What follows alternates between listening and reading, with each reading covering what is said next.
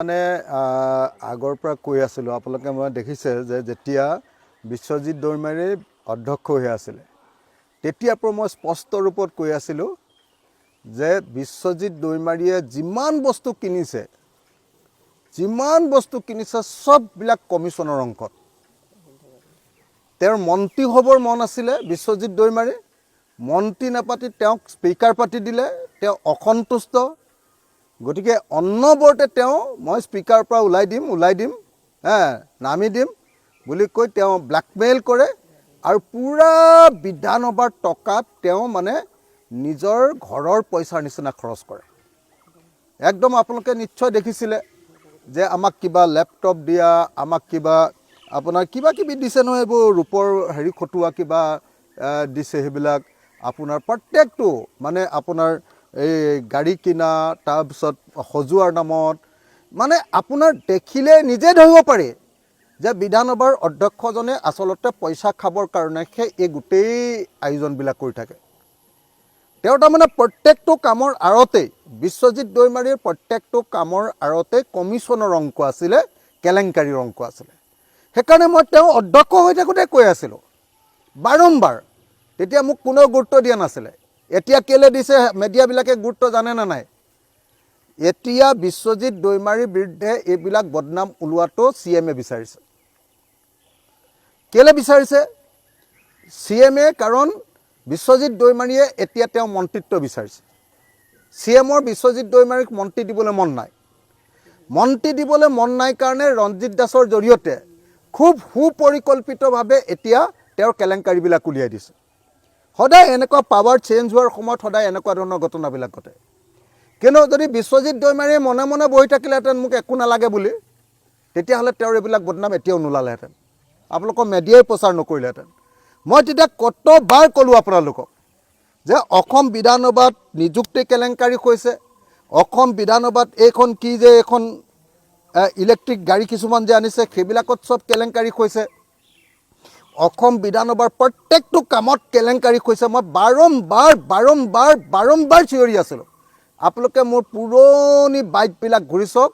কোনোবাই ভালকৈ প্ৰচাৰ কৰিছিলে যদি আপোনালোকে নিজে চাওক মই তাত বাৰম্বাৰ কৈ আছিলোঁ যে বিশ্বজিৎ দৈমাৰীয়ে আমাৰ বিধানসভাখনক তেওঁৰ ক্ষীৰতী গাইত পৰিণত কৰিছে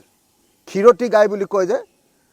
সোণৰ কণী পৰা হাঁহ বুলি কয় যে সোণৰ কণী পৰা হাঁহত পৰিণত কৰিছে এতিয়াও বিশ্বজিৎ দৈমাৰীৰ বিৰুদ্ধে এইবিলাক কাহিনী নোলালেহেঁতেন নিযুক্তি কেলেংকাৰী নোলালেহেঁতেন অন্য ধৰণৰ কেলেংকাৰী নোলালেহেঁতেন ওলালে এইকাৰণে যে বিশ্বজিৎ দৈমাৰীয়ে এতিয়া মুখ্যমন্ত্ৰীৰ পৰা মন্ত্ৰিত্বৰ পদ বিচাৰিছে আৰু মন্ত্ৰিত্বৰ পদ বিচাৰোঁতে মুখ্যমন্ত্ৰীৰ দিবলৈ মন নাই বড়ো মানুহকতো ঢেৰ দিব নোৱাৰে দুজনক দিব পাৰিব খুব বেছি এজনক ইতিমধ্যে দিলেই আৰু এজনক দিব পাৰিব BPFৰ পৰাই দুজন বিচাৰি আছে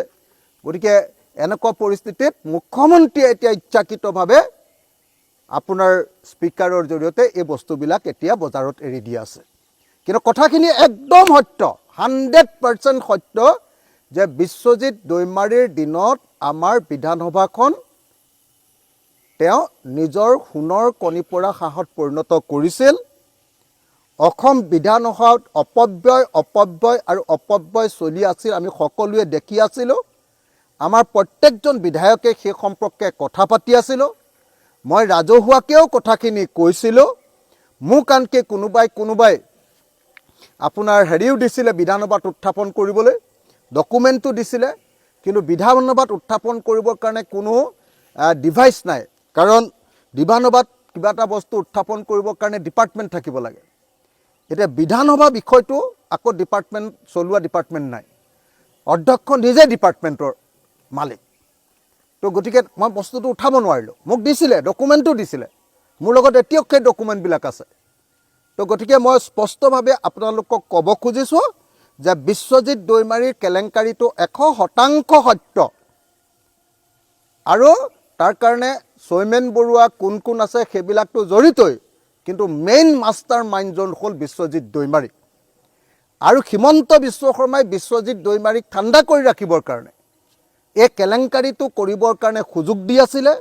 লুটি থাকিবৰ কাৰণে হিমন্ত বিশ্ব শৰ্মাই সুযোগ দি আছিলে আৰু যেতিয়া সুযোগ পাইছে যে এতিয়া আৰু এওক গবা মাৰি ধৰিব লাগে, তেতিয়া হিমন্ত বিশ্ব শৰ্মাই এই কেলেংকাৰীৰ কাহিনীবিলাক এতিয়া আপোনালোকৰ সংবাদ মাধ্যমত কি কয় আমাৰ বৰ্তমানৰ অধ্যক্ষ কি নাম ৰঞ্জিত দাসৰ জৰিয়তে আপোনালোকৰ মাজত উলিয়াই আছে।